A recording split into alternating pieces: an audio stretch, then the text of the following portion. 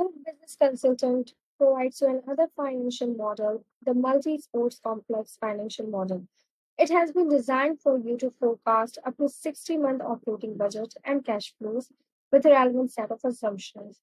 Moving on the assumption, this is the crucial part of any financial model and the starting point. Here you have to put the starting date. Before moving on, I would like to tell you that all these orange cells are the assumptions that could be changed according to your requirements. So, if you're thinking you're going to start from another month, you can just write it here. Then we have the investment from the owner, and you can decide the amount and the month. Then you have the loan, the growth rate, which can be changed accordingly. Then this is our revenue model in which we have decided how many practice and the training course we would have, what will be the rental space for the events that we have three types, auditorium, arena, and studio, and what will be their price, and what is the cost that has been incurred to us, and what will be the capacity. Then we are going to have the tickets for the events, then we have membership. So these four are basically our revenue streams. Then moving on, we have the monthly employee payroll, which you can decide what is the monthly salary that you are paying them or what are the benefits. Then we have the operational expense, and you can write here accordingly that what are your operational expense can be. Then moving on, we have the capex. Suppose we have decided that we are going to have a machinery, so you can decide from this drop down that when you are going to purchase. So maybe you are going to purchase it from the second year, and then there is the asset life. So we have the depreciation, and when you're going to sell it, you can decide from here that if its asset life is 40, I'm going to sell it in if I'm going to sell it in 39 years. And this is the amount I'm getting. So these are the numbers that you can change accordingly. Then moving on, we have the revenue analysis where we have in detail given that how much revenue we will be earning based on the assumptions that we have decided. We have defined the occupancy, then the training course, number of events, all those revenue streams that we have decided before.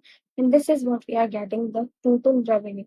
And then we have the cost of service so here, which is the some percentage of revenue, and then we get the total COGS.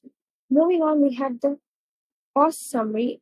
This basically shows that how much expenses or the funding you will be having in the first year of your operation, and decide whether you will be requiring extra funding or not.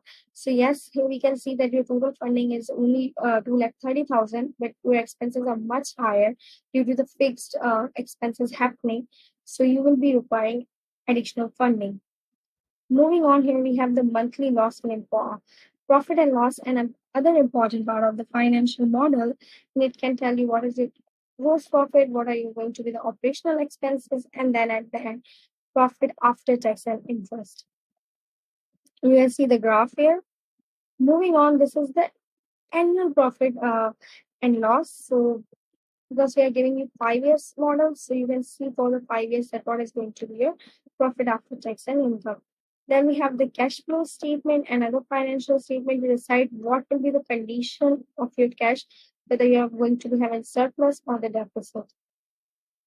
Then we have the balance sheet, which tells you the amounts of your assets and liabilities and equity at a specific point of time. If you're seeing here that if this is zero, it means your assets and the it means that your balance sheet is balanced and you don't need to worry. Then we have the break-even analysis where you can see that what will be your break-even sales where profit is equal to what we can say when there is no profit and your revenue is equal to cost.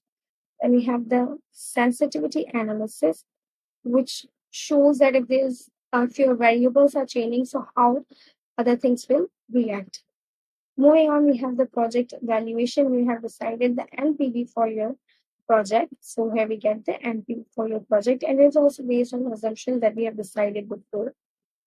Then we have these ratios to get a sense of your financial health of your company.